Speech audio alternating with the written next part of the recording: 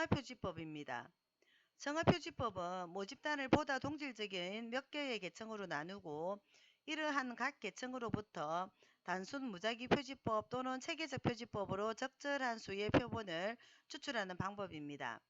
이때 계층들 내에서는 동질성을 확보해야 하는데 청하표지법은 동질적인 집단 내의 표지보차가 이질적인 집단의 표지보차보다 더 작다라는 확률 분포 논리에 기초하고 있기 때문입니다.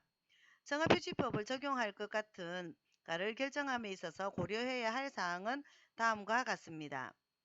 자료를 변수에 따라서 청하시킬 수 있는가? 청하된 계층들이 모집단 전체를 골고루 포함하고 있는가? 즉 포괄성이 있는가입니다. 그리고 각 계층들 내에서 동질성을 확보할 수 있는가? 그리고 각 계층들 내에 서로 중복되지 않아서 상호 배타성을 유지하고 있는가? 그리고 청하시킴으로써 표본 크기를 줄이고 자료 수집 시간과 비용을 절약시켜서 표지 효율성을 높일 수 있는가입니다.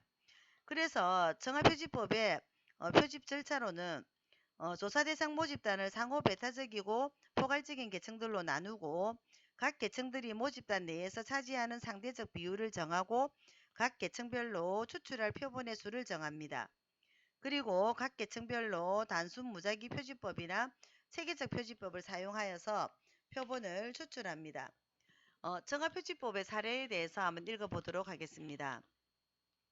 어느 대학에서 정교수, 부교수, 조교수, 전임 강사와 같이 계급순으로 되어 있는 계층들에 관해서 청하표지법을 실시한다면 모든 정교수를 함께 하나의 동질적인 계층으로 목록을 만들고 모든 부교수를 하나의 동질적인 계층으로 목록을 만들고 모든 조교수를 하나의 동질적인 계층으로 목록을 만들고 모든 전임 강사를 하나의 동질적인 계층으로 목록을 만들었습니다.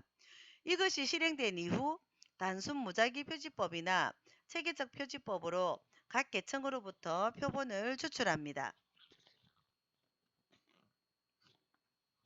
여기서 비율적 청하표지법입니다.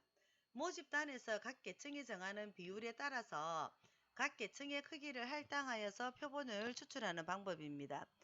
이 얘기는 무슨 이야기냐면 예를 들면 조금 전에 말씀을 드렸던 정교수의 목록과 부교수의 목록과 조교수의 목록과 전임 강사의 목록에 인원이 똑같이 100명이 있었다면 여기서 단순 무작위 표지법이나 체계적 표지법으로 표본을 추출하는데 10명씩을 추출한다고 본다면 어떻습니까?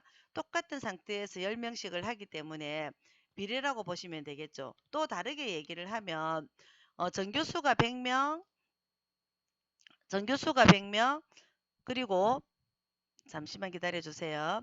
전교수가 100명, 그리고 부교수가 100명, 조교수가 50명,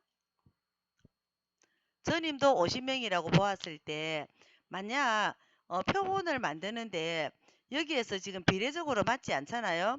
그런데 똑같이 여기가 100명이니까 100명에 관해서 10% 10명, 여기도 100명에 관해서 10명, 그리고 여기는 50명에 관해서 5명, 이렇게 해서 똑같이 비례적으로 추출을 했을 때는 어떻다? 비율적인 청하표지법으로 보시면 되겠습니다. 그런데 만약 여기서 조금 전에 제가 말씀을 드린 것처럼 전교수도 100명이고 부교수도 100명이고 조교수가 50명이고 전임도 50명입니다. 이랬을 때 우리가 꼭 필요한 거는 전교수와 부교수의 똑같은 비율이 필요하고 이 조교수와 전임 강사도 똑같은 어떤 설문지를 받고 싶었다면 어때요? 여기 이 100명과 50명에 대한 비례를 하지 않고 여기서 10명을 하게 되면 여기는 10%에 대해서 10명을 했지만 여기는 20%인 10명을 대표로 뽑아서 각 계층에서 각 계층의 크기와는 상관없이 같은 수의 표본을 추출하는 방법이 비비율적 청하표지법이다. 어떻습니까? 제가 조금 전에 말씀을 드린 것처럼 여기에서 100명이었지만 비율을 맞추지 않고 여기는 10명을 뽑고 여기는 50명이었기 때문에 어떻습니까? 여기는 20%를 뽑는다. 이 얘기입니다. 이야기가 됐습니까? 그래서 비비율적 정화표지법입니다. 각 계층에서 각 계층의 크기와는 상관없이 같은 수의 표본을 추출하는 방법은 비비율적 정화표지법. 자, 비율적으로 정화표지법을 한 경우에는 모집단에서 각 계층이 정하는 비례에 따라서 각 계층의 크기를 할당하여 표본을 추출하는 방법이다. 그리고 과중표지법입니다. 표본의 크기를 각 계층에 할당함에 있어서 통계량의 표본 오차가 최소가 되도록 하는 방법입니다. 그래서 즉 일정한 정화 기준에 의해서 정화가 되더라도 어떤 계층은 매우 동질적인데 반해 다른 어떤 계층은 동질성의 정도가 상대적으로 떨어지기도 합니다. 이런 경우 보다 동질적인 계층에서는 적은 규모의 표본이라 해도 그 표본이 모집단을 잘 대표할 수 있지만 이질적인 계층에서는 많은 표본을 취하지 않으면 표본이 모집단을 잘 대표하기가 어렵습니다. 이와 같이 어떤 계층의 표본이 모집단을 아무리 잘 대표하고 있어도 다른 계층의 표본이 모집단을 잘 대표하고 있지 못하면 전체적인 정확성이 떨어진다고 할 수 있고, 따라서 보다 동질적인 층은 비교적 적은 수의 표본을 선정하고 이질적인 계층에서는 보다 많은 수의 표본을 선정함으로써 결과적으로 가장 적은 표본의 크기로서 요구되는 정확성의 수준을 유지를 할 수가 있겠습니다. 자, 집약 표지법입니다. 확률 표지법 중에서 가장 오차 범위가 떨어지는 신뢰도가 떨어지는 표지법이라고 보시면 되겠습니다. 자, 모집단을 여러 개의 집락 또는 집단들로 구분을 하여서 이들 집락이나 집단 중에 일부를 선택을 하고 선택된 집락 또는 집단 안에서만 표본을 무작위 추출하는 방법입니다. 그래서 집약표지법의 사례를 살펴보면 학생들을 연구하고 싶어하는 조사자는 먼저 학급이나 기숙사 반과 같은 학생 집단들 또는 학생 집단들을 표집을 하고 그리고 각 집단들로부터 최종적인 학생의 표본을 선택하였습니다. 어떻게 하였습니까? 학생들을 연구한 조사자는 학급이나 기숙사 반과 같은 학생 집단을 먼저 표집해서 그리고 그 각 집단들로부터 최종적인 학생의 표본을 선택하였다입니다.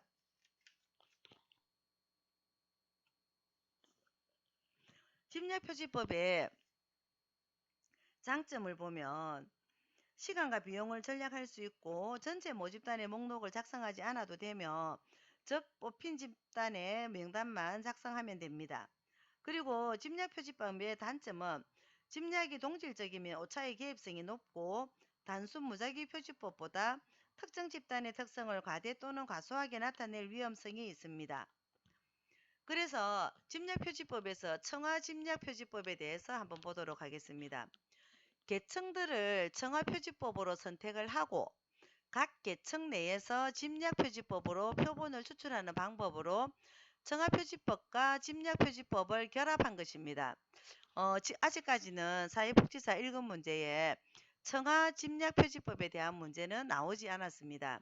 아마 이제 조금 더 난이도가 높은 청화집약표지법에 대해서 나오지 않을까 생각을 해봅니다. 사례를 한번 보도록 하겠습니다. 성계청화 현상의 예를 인용하여서 청화집약표지법을 설명하면 먼저 전국의 광역자치단체들을 계층으로 선정을 하고 모든 계층에 대해서 해당 시군구를 하위계층으로 삼아서 이들을 모두 포함하는 목록을 구하고 모든 시군구 각각에 해당하는 읍면동 목록을 구해서 이들로부터 일부 읍면동을 표집하고 표집된 읍면동으로부터 일부 가구들을 표집하여서 표집한 가구로부터 최종적으로 성인 연성을 선택하는 방법입니다. 어떻습니까? 청화집납 표지법 이해가 되십니까? 자, 그러면 조금 전에는 확률 표지법에 대해서 우리가 수업을 진행을 하였습니다. 그러면 비확률 표지법은 어떻게 되는지 한번 알아보도록 하겠습니다. 비확률 표지법은 모집단으로부터 선택될 확률이 미리 알려져 있지 않거나 모집단이 명료하게 구체화되지 않거나 아니면 구체화를 하는데 시간과 비용이 많이 들거나 모집단에 대한 지식과 정보가 없는 경우에 이용하는 방법입니다. 비확률 표지법은 각 단위가 표본에 포함될 확률을 알 수 없고 표집 오차를 산정할 수 없는 단점을 가지고 있으나 표집 절차가 복잡하지 않으며 비용이 훨씬 적게 들고 통계의 복잡성이 없으며 활용 가능한 음닥자를 적석에서 활용할 수 있는 장점을 가지고 있습니다. 그러나 어떤 사람이 선택될 확률이 알려지지 않았기 때문에 표본이 모집단을 대표할 수 있다고 말할 수 없으며 연구의 일반화에도 제한점을 가질 수가 있습니다. 자, 그러면 임의표시법에 대해서 한번 알아보도록 하겠습니다. 모집단에 대한 정보가 전혀 없는 경우이거나 모집단의 구성 요소들 간에 차이가 별로 없다고 판단될 때 표본 선정의 편리성에 기준을 두고 조사자 임의대로 확보하기 쉽고 편리한 표집 단위를 표본으로 추출하는 방법입니다. 그래서 임의표지법의 사례를 보면 조사자가 30명의 표본을 선정하고자 할 경우에 거리에 나가서 제일 먼저 만나는 또는 조사에 쉽게 응해주는 30명을 선정하여서 조사를 하는 것입니다. 텔레비전 인터뷰나 긴급한 사건 등에 대해서 견해를 조사할 때 가장 많이 사용하고 있습니다. 그리고 임의표지법의 장점은 비용과 시간이 가장 효율적이고 표본 추출이 쉽고 편리하고 만약 단점으로는 표본의 대표성이 없어서 일반화에 한계가 있으며 많은 편견이 개입이 됩니다. 그리고 유의표지법입니다. 조사자의 주관적인 판단에 따라서 조사 목적에 적합한 사람을 의도적으로 표본으로 선정하는 방법입니다. 본 조사를 실시하기 전에 설문지의 내용 및 수준을 검토하고 타당도를 향상시키기 위해서 실시하는 예비조사에서 주로 사용하기도 합니다. 유의표지법의 사례로는 행동장애 아동의 특성에 대해서 조사하고자 할 때 조사자가 오랜 기간 동안에 행동장애 아동과 부모를 대상으로 상담과 연구를 통해 그들의 특성에 대해 잘 알고 있을 경우에 다른 표지법보다 유의표지법이 더 적절할 수가 있습니다.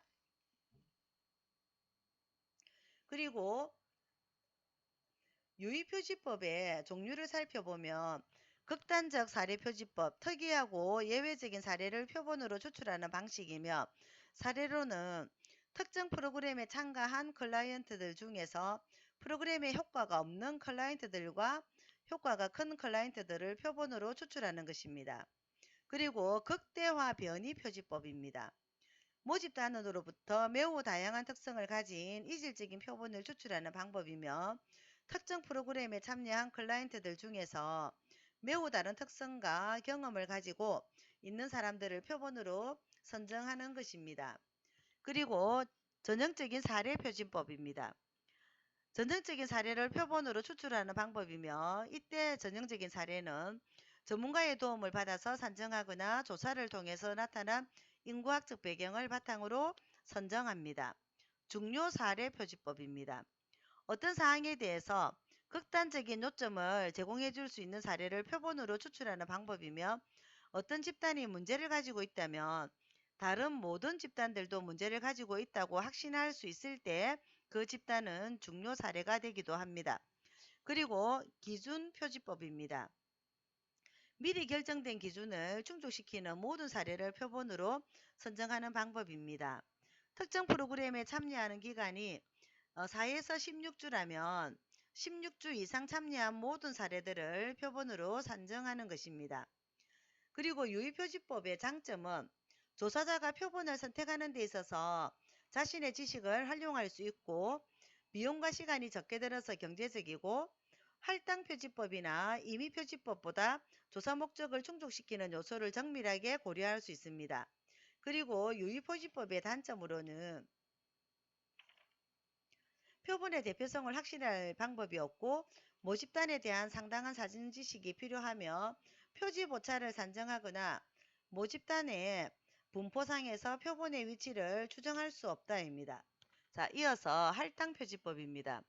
모집단의 속성을 몇 개의 범주로 구분을 하고 각 범주에 해당하는 모집단의 수를 결정하고 각 범주의 할당량에 비례해서 각 범주로부터 일정 수의 표본을 임의적으로 추출하는 방법입니다. 할당표지법의 사례로는 모집단의 연령별로 20대, 30대, 40대, 50대, 60대가 각각 20%, 30%, 25%, 15%, 10%로 구성이 되어 있는 경우에 모집단으로부터 100명을 추출한다면 20대에 20명, 30대에 30명, 40대에 25명, 50대에 15명, 60대에 10명을 할당한 후 각 집단으로부터 해당 표본수를 임의로 추출하는 것입니다. 할당 표지법의 장점으로는 같은 크기의 무작위 표지법보다 적은 비용으로 표본을 추출할 수 있고 신속한 결과를 원할 때 적절합니다. 각 집단을 적절히 대표하게 하는 청하의 효과가 있습니다. 그리고 단점으로는 무작위성을 보장하는 수단의 결여로 일반화가 어렵고 조사자가 접촉하기 쉬운 사람이나 면접하기 쉬운 사람을 선정할 수 있는 가능성이 많아서 표본 오차가 커질 가능성이 높습니다. 전략적 제보자 표지법입니다. 연구 대상이 되는 특정 집단에 관해서 가장 정확하고 우선적인 정보를 가장 많이 가졌다고 간주되는 사람들을 표본으로 추출하는 방법입니다.